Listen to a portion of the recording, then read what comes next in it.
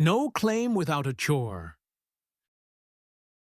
How America Replaced Civic Duty with Identity Grievance, and What It Will Take to Rebuild a Shared Republic. By Elias Winter. October 4th, 2025. Read by an automated voice. Section 1. The Night of the Folding Chairs. The storm started before the meeting did. Rain worked the shingles like a tired drummer, steady and a little angry, while the high school auditorium swallowed everyone who had been told to show up and be counted. The janitor had rolled out rows of gray folding chairs, the kind that nip your fingers if you're careless, and taped a sign to the door. Town Forum, 7 p.m. Beneath it, a plastic table with clipboards and 2 bowls of stickers, green for speak, yellow for listen. No one took yellow. They came in clusters that pretended not to be clusters. Church friends who just happened to arrive together. Parents from a group chat who had never met but recognized each other by posture and baseball cap. The activist who kissed 3 cheeks in a row and called everyone neighbor. The veteran with a service cap pulled low like a visor against the fluorescent light. A woman from the cafeteria leaned on a mop and asked if this was going to be one of those nights. No one answered. The issue on paper was a small thing. Lines on a map, a budget that would tilt a little one way or the other. But the small thing was carrying cargo. You could see it in the home-printed signs that curled at the corners. Our kids deserve safety. Stop the politics. Take back the schools. We live here. Each declared neutrality, the way a referee wears stripes, except every sign already chose a side. A man at the sign-in table asked for names and towns, and whether you wanted 2 minutes or 3. People asked for 5. The microphones hissed. The stage curtains refused to hide. Their red was too clean for the night. A theater costume for a county with a real problem. A hand-drawn arrow pointed toward a stack of flyers, explaining procedure. The flyers were not read. We were here to perform truth, not assemble it. The first outburst was small, a cough shaped into a word. Shame. And then the word grew legs and wandered. From the back row, we've been ignored. From the front, we've been ignored longer. To the left, we're just parents. To the right, we're just taxpayers. Just. Every claim varnished with the same polish. We are the real ordinary. The stage clock clicked forward, measuring not time but pressure. When the moderator finally spoke, she used the voice you reserve for a skittish horse. We are here as one town, she said, and the room tested the sentence for weak spots. The mics clipped again. Someone raised a photo of their child. Someone else raised a property tax bill like a document of citizenship. A young man read a list of names. An older woman read a list of dates. Each list was a key that fit only one lock. I watched the stickers bloom, green dots on coats, backpacks, a stroller's rain cover. They looked like traffic lights stuck on red, as if the town had decided there would be no moving tonight, only honking. A teenage usher tried to keep the aisles clear, and gave up. The air smelled like wet wool and floor wax, and a rumor that had finally found a microphone. People took turns proving they did not belong to identity politics while speaking in the exact shape of it. I don't care about labels, one man said, but our community has been singled out. We don't see race, a woman said into the mic, but our kids are not being respected. This is not about groups, another declared. This is about people like us. The words stacked like sandbags, each one heavy with the flood they denied. A gust of wind slammed the side door, and every head turned as if expecting an arrival.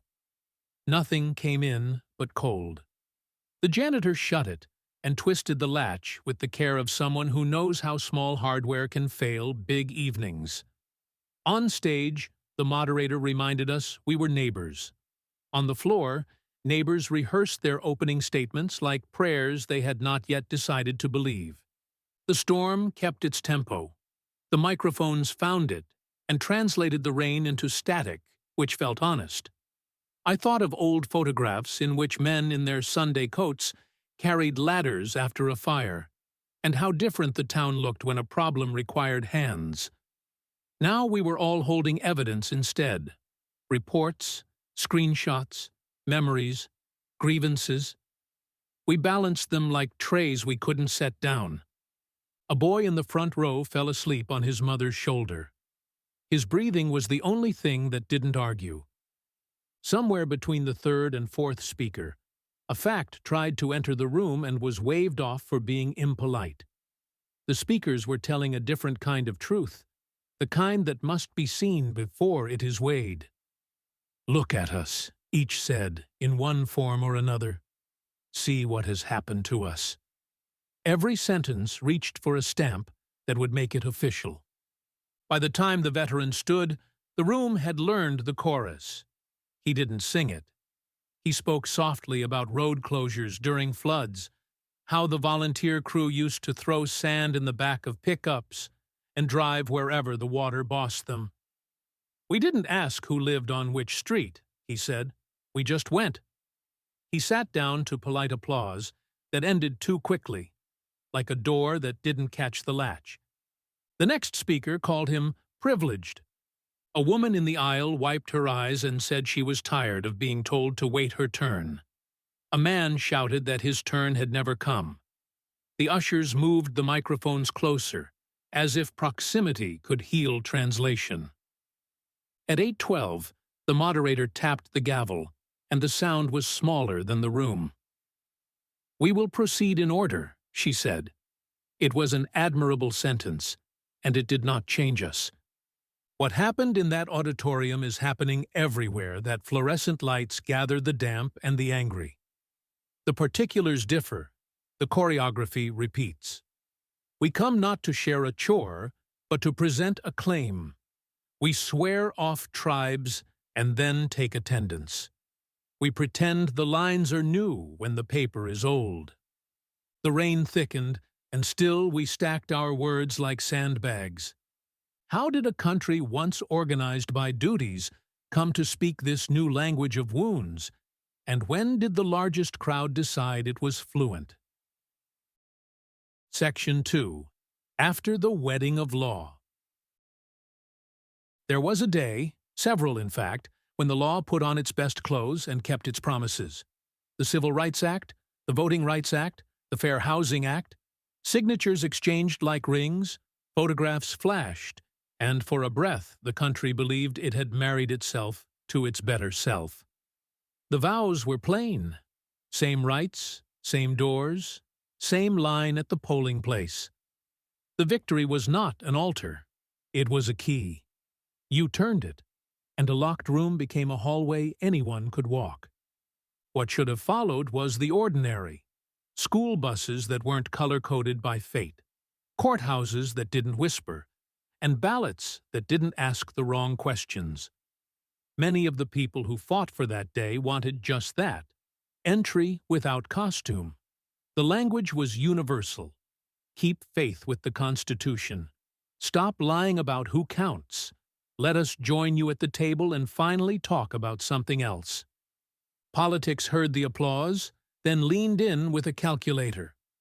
The new hallway had many doors. Behind them were communities that had been muted and were now audible. Campaigns learned the neighborhoods by scent. The mailers changed. The field directors started their mornings with lists divided not only by precinct, but by what had once been unmentionable, who you were counted as when the old country wrote the rules. None of this was criminal. Some of it was compassionate. But the arithmetic built habits. If the map has tracts, the speech learns tracts too. There had always been a preferred identity in American life. You could read it in immigration laws and jury rolls, in who could own and keep, in who wasn't asked for papers because everyone assumed he had them. Majority identity was not a club you joined. It was the air. What changed after the wedding of law was visibility. Once the doors opened, the grammar that had long lived in silence stepped into daylight. Other groups organized, spoke, insisted. A country that had pretended to be unmarked now had a microphone for every mark. The stage looked fairer. It also looked busy. I should be plain about terms, because the words have been bent until they squeak. By identity politics here, I mean the practice of organizing public power around stable group categories, turning membership into a political credential and grievance into a policy engine.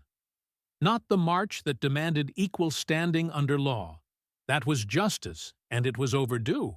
But the later habit of treating categories as permanent seats rather than temporary scaffolds to fix a damaged house. Assimilation, in this language, is an invitation to share one table and one set of chores. Pluralism is the many-table arrangement in the same room. Identitarianism is when the tables become fortresses with banners. In the years after those signatures dried, you could watch the shift in small civic rituals. School board campaigns where literature changed depending on the block. Council candidates who mastered 2 speeches for the same night. Federal programs that began as bridges and hardened into silos. Lawsuits that started as corrections and matured into categories with budgets and staff. On campuses, curricula opened to histories long ignored. Rightly. But along the hallway, new offices sprouted with doors labeled by wound and origin. Some of this was repair. Some of it became a posture. That posture did not arrive only in one hue. Women organized against exclusions that hid in plain sight. Pay scales, door locks, the right to plan a future without permission. Gay men and lesbians mobilized in the teeth of a plague, and then for the right to marry the person they already woke up next to. Each movement had a righteous core. Each won ground for all of us. But the country's new political muscle was learning repetition, and repetition can turn medicine into diet. The badge for entering the room started to look less like citizenship and more like a certificate of injury. Parties adapted because parties want to win. The Democrats learned to keep a coalition by speaking fluently to its parts. The Republicans learned to harvest resentments about the speaking. Redistricting took a highlighter to neighborhoods. Primaries rewarded sharper tongues. Consultants trained candidates to slice an issue so every slice could feel like the main course. It wasn't a conspiracy. It was a market. Once you can sort people, you will. Once you can address them as segments, you will. If you can do both while claiming to hate the practice, you will do that too. A critic will say what I've said is too neat, as if the country's story were a line drawn on a clean desk. We both know the desk is scarred. White identity didn't wait for the 1960s to exist. It built half the scaffolds the rest of us had to climb. But something did change when the law kept its vows.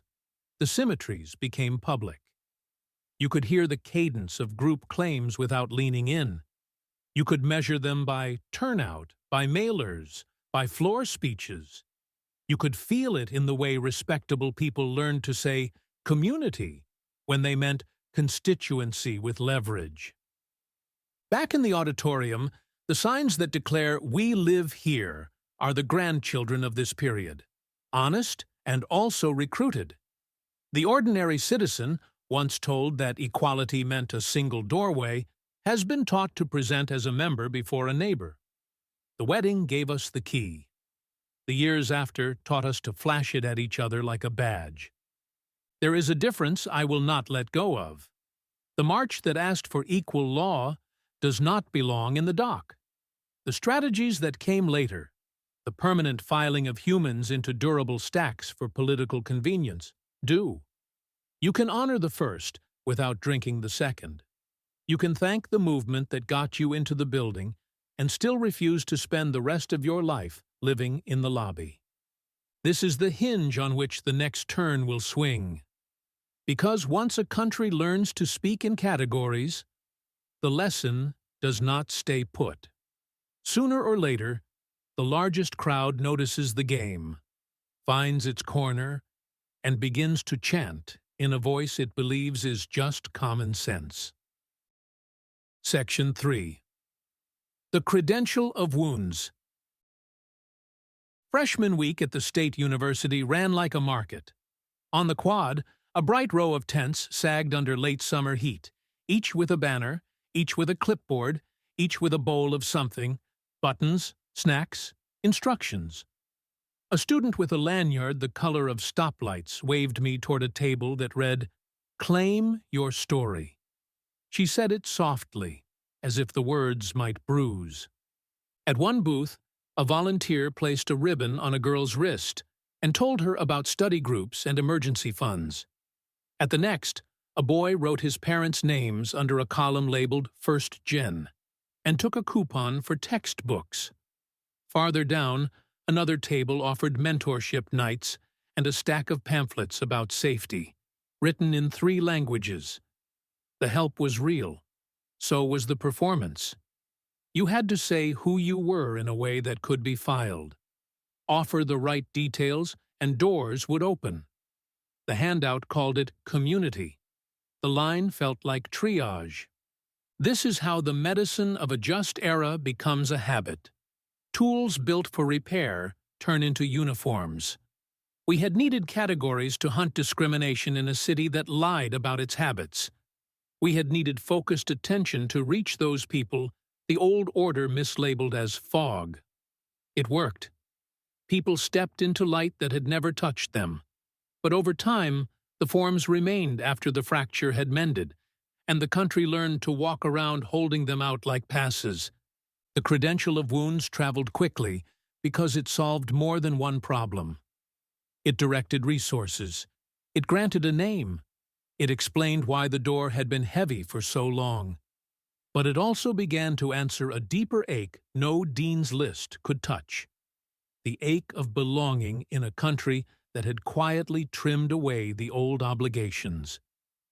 The draft was gone. The lodges and halls that once gathered neighbors were hollowed or turned into wedding venues. The factory whistle no longer called a river of men into the same morning.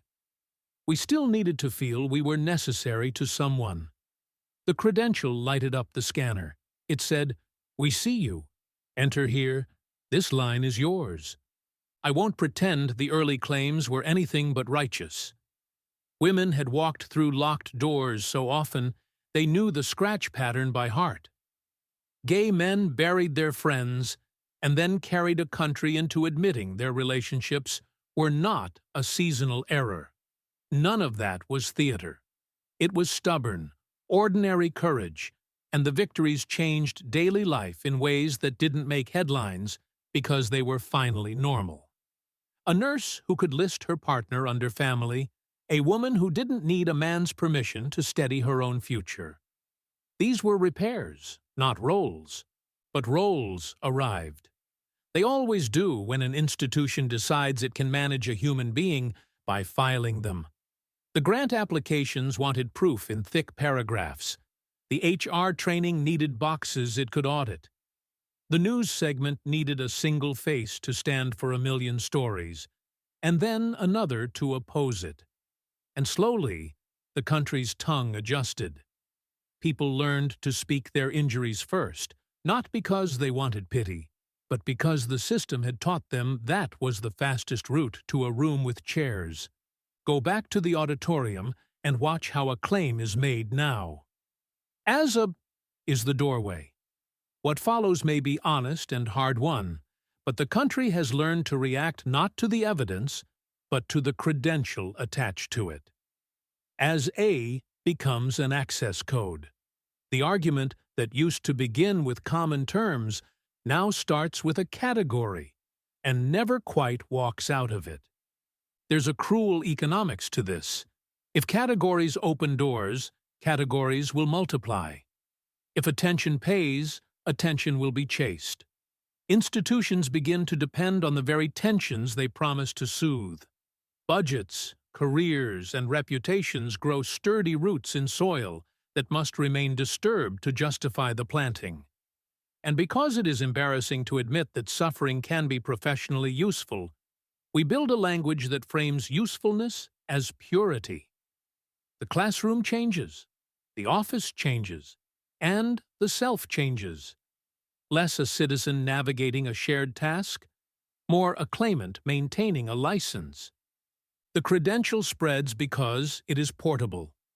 It can be worn at work, presented in court, attached to a resume, pinned to a social feed, invoked at a podium.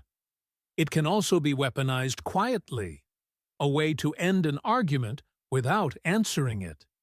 You see this when a meeting goes tense and someone reaches for the pass, not because the point was weak, but because the pass is stronger than patience. This is not liberation. It is a shortcut learned in a crowded hallway. None of this means the harms are over. They aren't. The gaps in wealth, safety, and dignity didn't vanish with a signature or a Supreme Court date. Anyone who lives with a target on their back does not need a lecture about posture. They need protection that shows up on time. But a nation can hold fast to justice and still refuse the permanence of a role built from pain. We lose something vital when we teach a generation to carry its injuries like passports. We train them for border crossings, not for home. The truth that polite people avoid because it sounds mean is simpler than the theory. Responsibility went missing, and we filled the space with credentials. When a boy is never asked to spend a Saturday loading sandbags with strangers, he will find a different way to earn his belonging. A ribbon, a label, a story that can be scanned at check-in. When a woman is told the only way her voice will be counted is if it fits a slot in a spreadsheet, she will fit it. When a town learns that budgets respond better to grievances than to plans, it will practice the grievance. None of this makes us evil. It makes us trained. On the quad, the sun dulled and the tents began to come down. The Claim Your Story banner fluttered and then sagged into a cart. A janitor, maybe the same one who locks our auditorium, walked the grass, picking up pins and rubber bands and a single sheet of paper that just read, "Welcome" in 15 fonts. The freshman with the ribbon on her wrist steered toward the dorms with a handful of flyers and a look that mixed relief and new pressure. She had a way in. She also had an assignment: keep the wristband on. Sooner or later, the biggest crowd watches how this game is played and decides it was built for them too. They will come with their own wristbands and their own way of reading the rule book and call it ordinary. And when they say they hate identity politics, what they often mean is that they hate the fact that others got trained first. The country that forgot the chore list remembers how to line up. The credential becomes fluent in a new voice, deeper, louder, confident it is just describing the weather.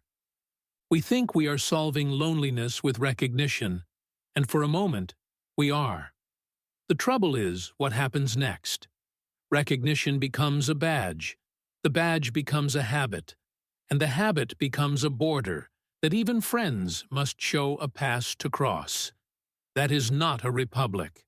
That is a lobby where everyone carries paperwork, and no one picks up a broom. Section 4. When the largest tribe learns the song.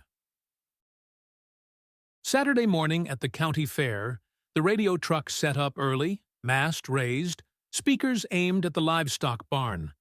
Country hits between callers. A booth near the kettle corn sold T-shirts with the county's name wrapped around a silhouette of the state. Across the gravel path, a trestle table offered clipboards and ballpoint pens beneath a banner that said, "We don't do identity politics." A man in a seed cap held court by the lemonade stand, thumb hooked in his belt, saying exactly who we were. The song started like this: "We are the normal ones." It had verses: "We pay, we serve, we build, we bury our own, we mind our business until you make us stop minding it," and a chorus that could be learned by anyone in a minute. We are tired of being made into a category by people who don't know us. They hated categories. They also loved the word "we." It moved through the air like a tractor pulling more wagons than it should, rattling but steady, gathering faces as it passed. A teenager in a letter jacket tried to hand me a flyer about a rally at the football field. "Just regular folks," he said, not noticing how the phrase had become a gate. The radio host asked for callers who were sick of labels and then screened for a certain story.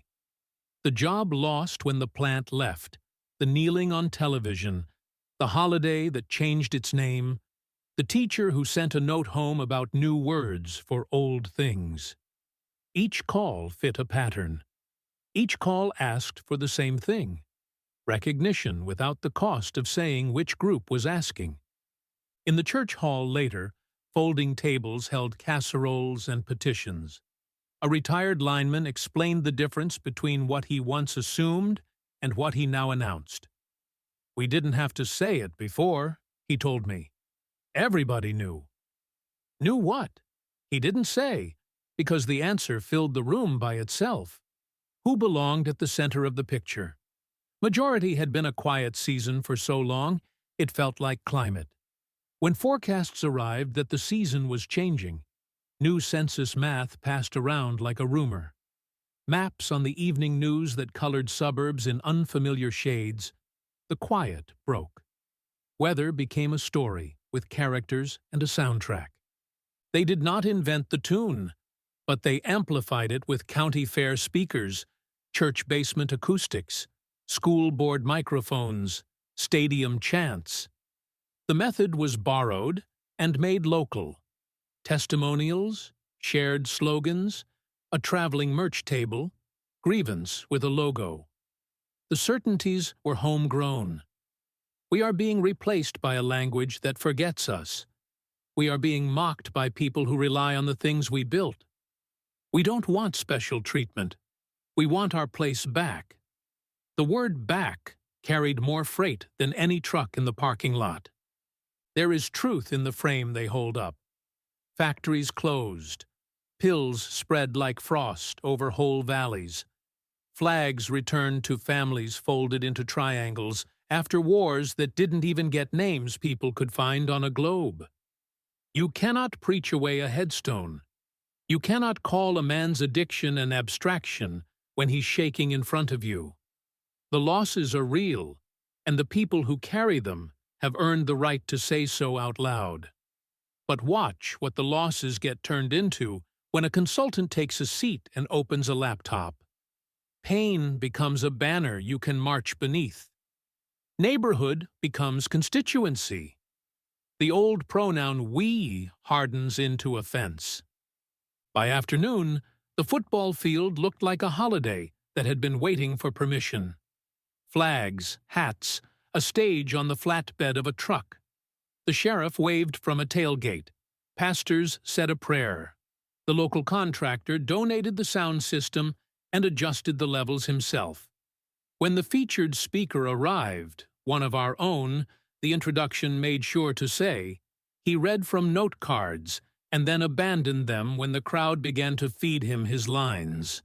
That is how a chant is born, not as an order, but as an echo. Listen to the phrasing. We don't see color. We see who works. We're not a movement. We're a community. We stand for everyone. We stand for us. The trick isn't subtle, but it is effective. It takes the costume off while keeping the choreography. It calls itself ordinary as a way to claim the whole room.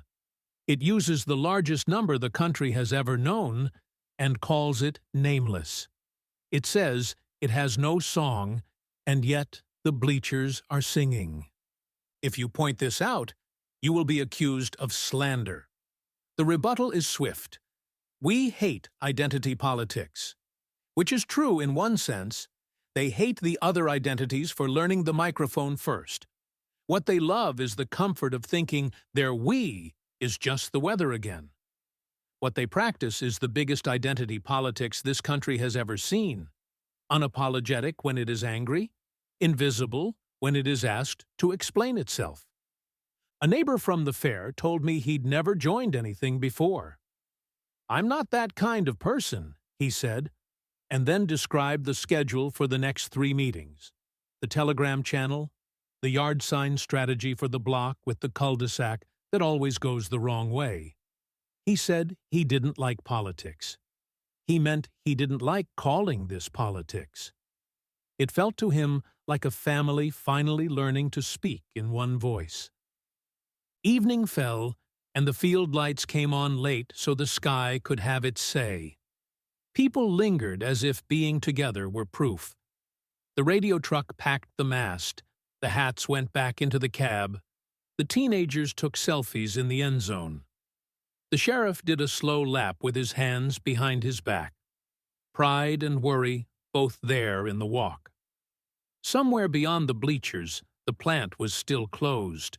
The obituary page still too thick. The mailbox still held a mortgage bill and a postcard from a son who had moved 2 states away. This is the part that matters for the country as a whole. The largest tribe decided it would stop pretending to be unnamed. It decided to sing the same kind of song it had mocked, only louder and with a better PA system. It called that honesty. It called that defense. It called that home. And when anyone noticed the likeness to the very thing they denounced, the answer was to turn the volume higher. If there is a doctrine here, it is this: we are not a category. We are the default you forgot. That sentence is a key. It unlocks almost anything and locks just as much. The fairgrounds emptied. Paper plates skittered across the grass. A girl in a marching band t-shirt practiced a drum cadence on the bleacher rail with 2 wooden spoons. The rhythm was simple and impossible not to follow with your foot. That is what the song sounds like when the largest crowd learns it. Not complicated, not ashamed. Catchy in a way that makes silence feel impolite. Tomorrow, it will be at the diner. Next week, at the council meeting. Soon, on every porch. They didn't write the sheet music, but they bought the amplifiers, and they know every word. Section 5. The steam that vanished. The stain that stayed. By spring, the slogans were lighter than the tote bags they were printed on. The town still had statements, just not the voices to carry them. You could tell by the office walls: laminated promises, a calendar with 9 themed months, a QR code for the latest training, and a hallway bulletin board that had learned to speak in careful fonts. The heat that once made people argue at lunch had lifted. What remained was the residue: badges, templates, an inbox that sent you reminders if you forgot to click "I acknowledge." At the quarterly all-hands, the consultant advanced slides with 2 kinds of numbers: counts of faces and counts of courses completed. The room nodded in that polite way people nod when they have not slept enough. Someone asked if the training could be shorter. Someone else asked if there was a new badge for the email signature. A manager said the budget was tighter this year, but the dashboard would continue because measurement drives outcomes. The word outcomes did not say what those were. No one was angry. They were clocking in. The zeal had bled out of the experiment and left a compliance kit. Departments got new names that softened into each other: engagement, culture, belonging, like paint swatches shown under warm light. The old fervor, the posts, the pilgrimages, the declarations at the microphone had thinned to a tone you use when the auditor might wander by. People still practiced the theater of care, but the stagehands were running the show now. Forms, renewals, evergreen committees. On campus, it had the same feel, like a parade seen a year after the band left. The route still taped, the horses long gone. Offices with doors labeled by harm stayed open 10 to 4. The pamphlets were current. The workshops repeated. Freshmen shuffled past, learning the passwords without learning why.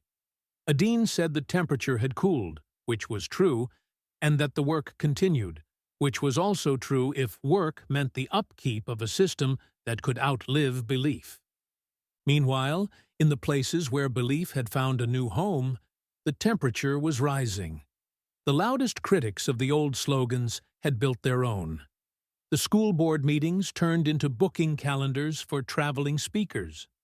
State houses wrote bills with the same categorical certainty as the trainings they mocked. Lists of what could be said, what could be taught, who could speak under which name. A porch that planted a sign reading, "We don't do politics," now planted 3. The county fair learned to chant.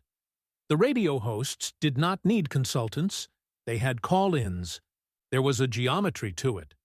Inside institutions, identity hardened into paperwork. Outside, identity hardened into patrol.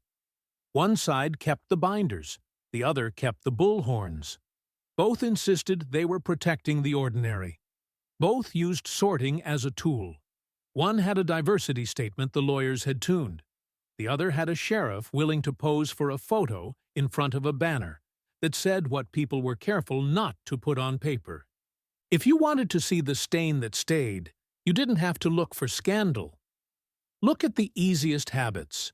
Procurement forms that ask you to declare what kind of company you are by who owns you, with boxes that determine bids. Scholarship committees trained to weigh the storyteller before the story. Editorial meetings, where a pitch enters the room already wearing the outfit the homepage likes. None of it illegal. Much of it born from a good impulse. But the impulse calcified. The process replaced the point. The steam was gone. The ring it left on the table remained. A circle that told you where to set the next cup.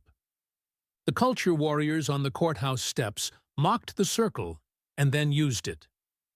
"Our community," they said, and pointed only at themselves. "Our values," they said, and printed them on shirts. "Our kids," and the plural meant a map you could draw with a Sharpie around 3 neighborhoods. They said they were fighting categories, and then organized by the largest one they could find. The energy was simple and renewable, because it fed on a promise that felt like a memory, that life had once been made for them and had been borrowed without permission. Back in the office, someone updated the pronoun policy. In the State House, someone drafted a rule about bathrooms. In the school district, the superintendent revised the holiday email. At the county fair, a speaker told the bleachers that the country had been stolen by a vocabulary. What connected these scenes wasn't virtue or vice. It was grammar, a way of sorting human beings that had escaped its just origins and found a procedural life. A way of arguing that no longer needed evidence if the right credential was presented or the right crowd gathered. It is tempting to say the fire went out on one side and the other lit a fresh blaze. That flatters both. The truth is clumsier. The blaze cooled into policy memos, and the new fire learned to feed itself by pointing at the paperwork and calling it an enemy. Each kept the other warm. In boardrooms, you could hear phrases that sounded like a sleepy sermon. On call-in hours, you could hear phrases that sounded like a shouted prayer. Neither required patience for the common case that could be tested and fixed. The janitor again. In the building where the training happened, the projector was still warm when he came in to fold chairs and empty bins. He peeled a sticker off the carpet that someone had placed where the first row should stop to create a safe space. The glue came away in flakes that will gather dirt for months. Across town, after the rally, he locked the gym where volunteers had stacked extra water and 2 boxes of yard signs left over when enthusiasm outran the cul-de-sacs. He does not get a badge for any of this. He is the only person in both rooms. A critic of this essay will object here and say I am minimizing harm by dwelling on residue. I am not. The harm is why the work began. Discrimination did not evaporate when the hashtags did. There are still doors that look open until you reach for them. There are still bodies stopped more often than others, for reasons the officer can't name without telling on himself. My argument is narrower and less fashionable. We built a habit that survives the heat, and we forgot to question the habit when the fire moved on. We left the fixtures bolted to the wall and went home. The fixtures now speak for us. What about the other side's habit? It is not a habit. It is a mood that wants to become law. It says it is restoring neutrality. It is installing preference. It says it is defending the ordinary. It is patrolling a border around a story of who the ordinary are. It is not softening into binders because it prefers the feeling of a packed room to the patience of forms. It will, in time, build its own paperwork. For now, it has found that live heat works better than compliance. If you are hoping for a trick that will deactivate both, tear down the laminated posters and unplug the stadium speakers, you are still imagining a fight about decor. This isn't about signs. It is about chores left unassigned for so long that we replace them with announcements. When people do not share work, they share labels. When work returns, labels shrink to the size of name tags, which is about what they're good for. At the end of a long week, the office lights go out, and the corridor posters stare at nothing. At the end of a long Saturday, the fairground is a line of trash cans and a smell of diesel. On Monday, the superintendent will send another note. On Tuesday, the radio host will cue the next caller. Both will say they are speaking for everyone. Neither will lift a sandbag. The stain will not scrub itself. It isn't proof that the steam was wicked. It's proof that we let a hot moment lay down a ring and then arrange the furniture around it. The ring tells us where to put our cups. It also tells us where we lost the table to begin with. The section that follows is not a fix. It is a memory. What it was like when a town shared a list of duties longer than its list of descriptions. If you want out of the grammar we've taught ourselves, the door isn't in the posters or the rallies. It's in the work that can't be faked. Section 6. The Country Without a Chore Chart. At the volunteer firehouse on Maple Street, there's a corkboard so old the pushpins have fossilized. Above it hangs a plastic frame that once held a paper labeled DUTYROSTER. The frame is empty now. Someone taped up a laminated facilities policy in its place. What to do if something goes wrong, who to call, which form to submit. No one wrote their name next to Tuesday. That board is the shape of what went missing. Not slogans, not ideals. The list of tasks. Who brings the hoses to be tested? Who checks the generator? Who cooks for the pancake breakfast that keeps the lights on? A town that used to assign itself chores now outsources them or lets them lapse, then congratulates itself for the sensitivity with which it speaks about the lapse. You can track the loss without romance. First lever. The workday itself broke apart. The plant closed or automated.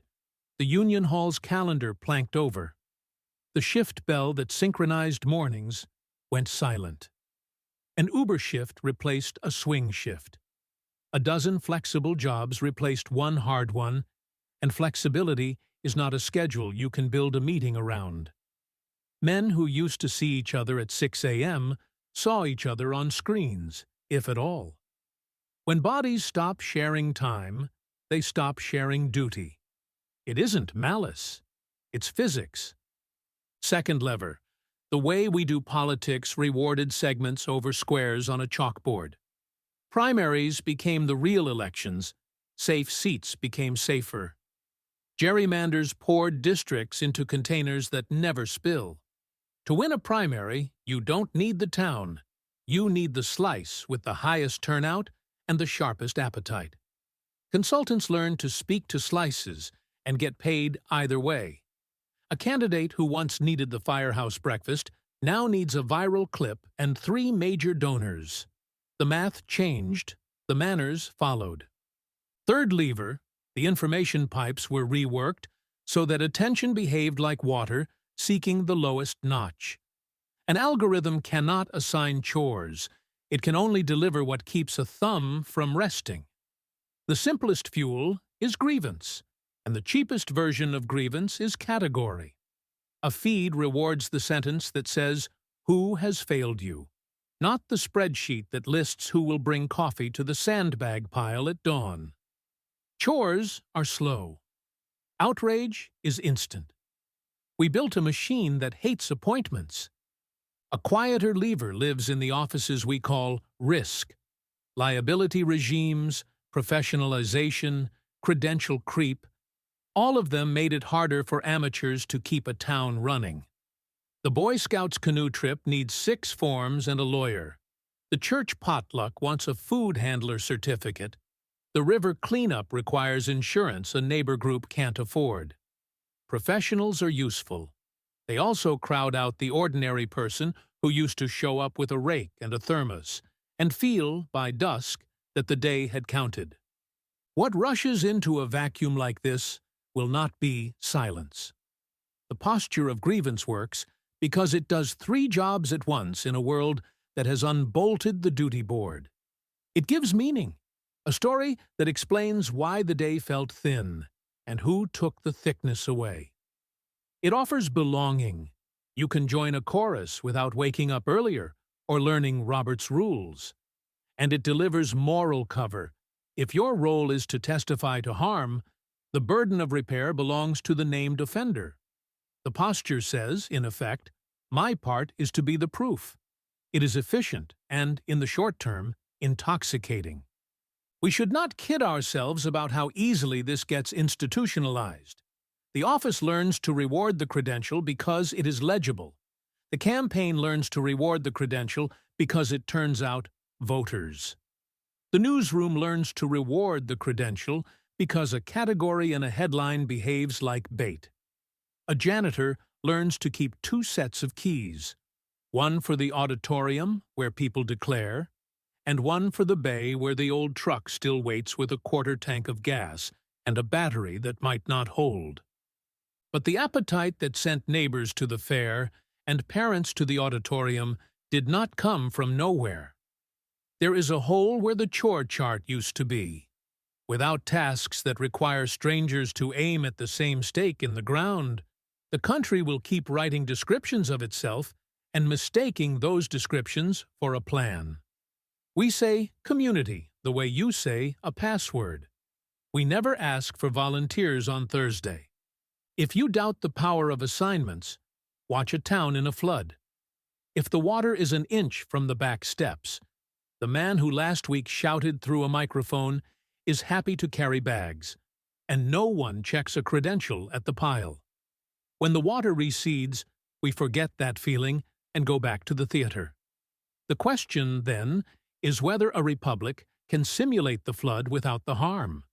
Build standing chores that make a habit of common work, so the reflex survives when the sky is clear.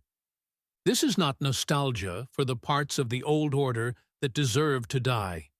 It is a claim about the infrastructure of responsibility. Calendars, rosters, kitchens with big pots, meetings that end with names next to tasks, budgets that pay for underloved things like generators and porta-johns and insurance for volunteers. It is also a claim about design. If you design a primary to reward the narrowest fervor, you will get a politics of slices. If you design a school to reward the loudest grievance, you will get students fluent in airing wounds and clumsy in forming crews. If you design a feed to reward friction, you will get a country that mistakes sparks for light. A critic will say, this is small bore talk for a big problem. I say the big talk is what got us here. Grand identities that scale nicely on T-shirts, policies that look like care from the CFO's chair, speeches that fill a field and empty it just as fast. A chore chart looks humble until you realize what it replaces. Not only boredom, but the need for a permanent politics of wounds. The person who knows she is due at the shelter kitchen at 5 does not need a new identity to feel real. She needs a ride and a hair tie and someone to pick up the onions. Back at Maple Street, the captain of the volunteer house stands with a marker and no list. He is older than the truck and twice as stubborn. He starts to write names anyway. His own on 3 lines, 2 teenagers who might show up if their phones die, a plumber who owes him a favor.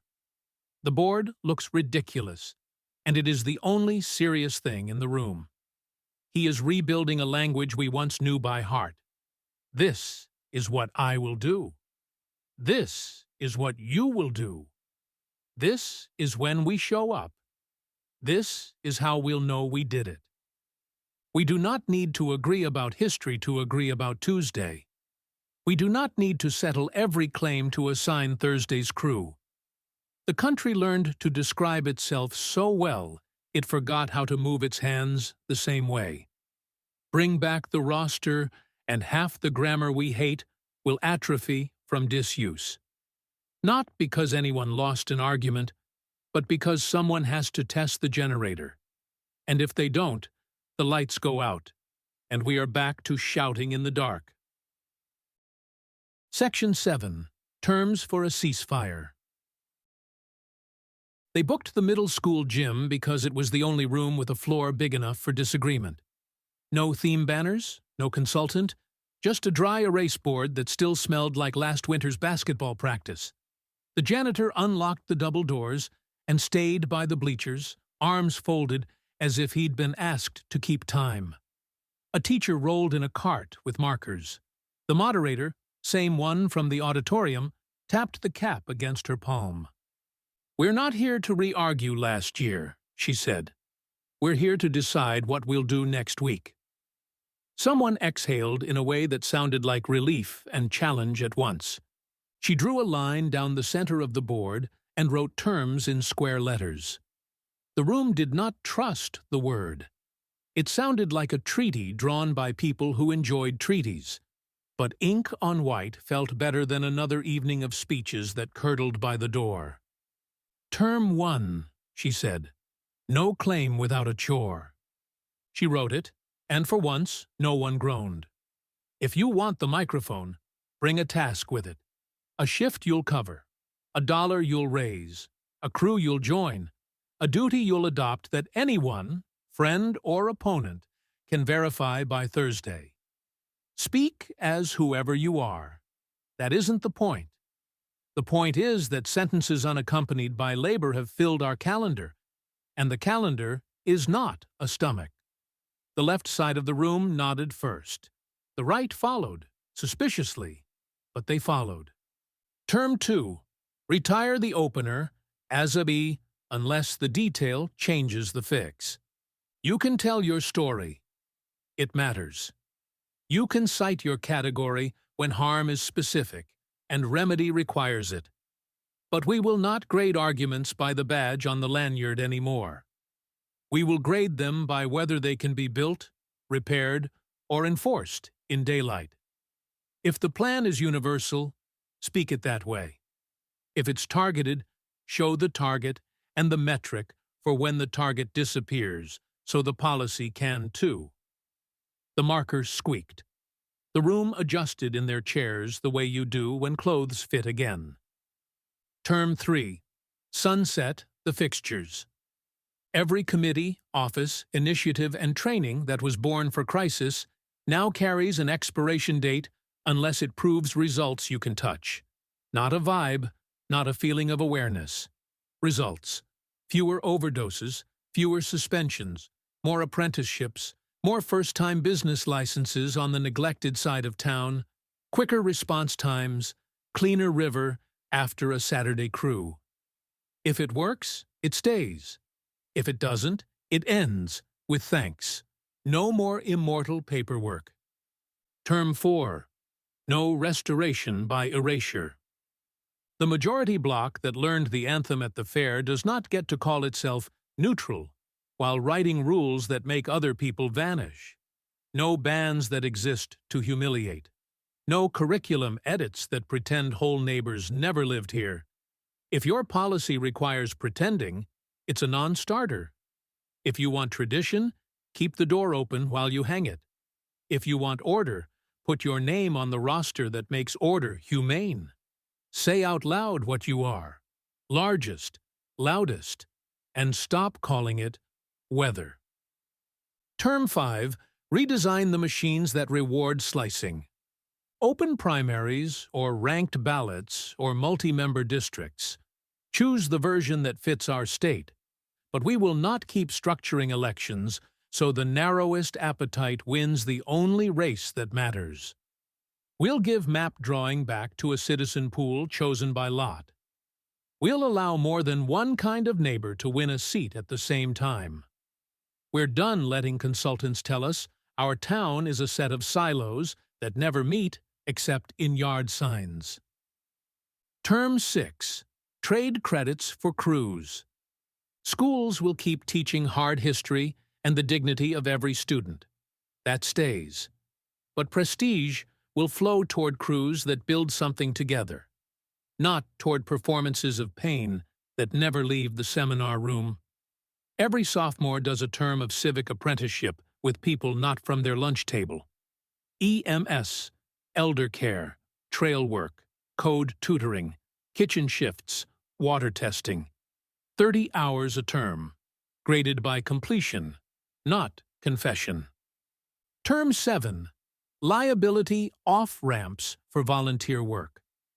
We will buy the insurance, loosen the rules that choke good faith, and pay small stipends where hours stack up. You should not need a certificate to ladle soup or a lawyer to clean a ditch. We'll protect the town from the bad actor without strangling the decent one. A hand went up near the back. The veteran. What about language? He asked. We can do chores and still talk like we hate each other. The moderator nodded. Term 8. Proof before epithet. Call a policy cruel only after you've shown the harm and proposed a fix. Call a person a bigot only after they've endorsed exclusion in daylight. Call a town racist only after you've measured the pattern and invited them into the repair. On the other side, stop saying you're just anything. No more hiding a block vote in the word normal. Speak plainly about who you are and what you want, and then agree to be bound by the same evidence you demand of your neighbor. The teacher added a 9th without asking. Term 9. Convert some offices. The HR or campus units that became signage departments will be repurposed into logistics for shared duty. Ride boards, tool libraries, shift registries, small grant desks for unglamorous needs. Their job is to make crews possible, not to monitor souls. Keep the anti-discrimination enforcement strong. Let the rest become a switchboard for work. A woman from the fairgrounds, the one who'd cried in the aisle, stood to speak. My father died without anyone from the county helping him up the front steps, she said. I don't want to be told my whole life is a grievance, but I also don't want to be told to shut up and lift. She looked tired of choosing between caricatures. Term 10, the moderator said softly. Rights stay bright. No ceasefire swaps rights for duties. Anti-discrimination law holds. Equal access holds. The franchise holds. The ceasefire is about grammar, not the floor. The floor is non-negotiable. By now, the board was full of handwriting that drifted uphill as tired hands got hopeful. The sheriff, who had paced enough rallies to know a crowd's temperature, leaned against the wall, and did not roll his eyes once. The radio host, uninvited but unsurprised, sat 2 rows up and scribbled in a notebook, like he might try a different program on Monday. The janitor checked his watch and stayed. "Last term," the moderator said. "We test this for 90 days. Flood drill without the flood." She wrote, "Sandbag Saturday, 1st of the month. Sign up by street, mixed crews. Kitchen shifts, every Wednesday. Slots for 8. Tool day, bring, borrow, repair. River sweep, 3rd Sunday. Childcare swap, during meetings. Public ledger of hours." She stopped, crossed out ledger, and wrote board. Public board of hours. No shaming, no bragging. Just names and tasks. No one cheered. The sound was better. Shoes on gym floor, pens on calendars, quiet negotiation over who could take which slot. Someone groused about liability. The town lawyer said, "I'll write the rider by Friday." Someone said they couldn't do Saturdays. The group made a Tuesday crew. A kid in a hoodie asked if coding counted. The teacher said yes, if you teach a neighbor to fix the library's laptops. The veteran put his name down 3 times. The woman from the aisle wrote once, then went back and added another. A man in a seed cap stood, thumb in belt, the way he always stood before he told the story about being ignored. He didn't tell it. "I can weld," he said instead. "Where do I put that?" The teacher wrote welding next to March and drew a box. "These terms will not make saints. They might make neighbors again. We are not erasing difference or telling anyone to forget their scars. We are insisting that the price of a seat at the argument is a hand on the work. We are asking the largest crowd to stop pretending they are unnamed and to stop writing rules that shrink other people to a rumor. We are asking the coalitions that built offices out of pain to accept that offices must end when their job is done. We are asking campaigns and feeds and committees to stop making a living from the habit we all say we hate." When the list was finished, the moderator uncapped and recapped the marker twice, as if giving the moment a lid. The janitor walked down from the bleachers, took a picture of the board with his phone, and said he'd make copies for the bulletin cases by morning. It was not a covenant, it was a schedule. And if a schedule sounds too small for what ails us, remember what replaced it. A year of microphones, a parade of wristbands, a radio that learned our complaints by heart. We can keep the speeches. We can keep the ribbons when they're needed. But the ceasefire we can actually enforce is inked in boxes with dates. "See you Tuesday," someone said. "Bring gloves," someone else answered. Epilogue. After the fever. The rain finally gave up. By the time the janitor swung the auditorium doors shut, the pavement was glazed and quiet, the kind of shine that makes a town look newly built.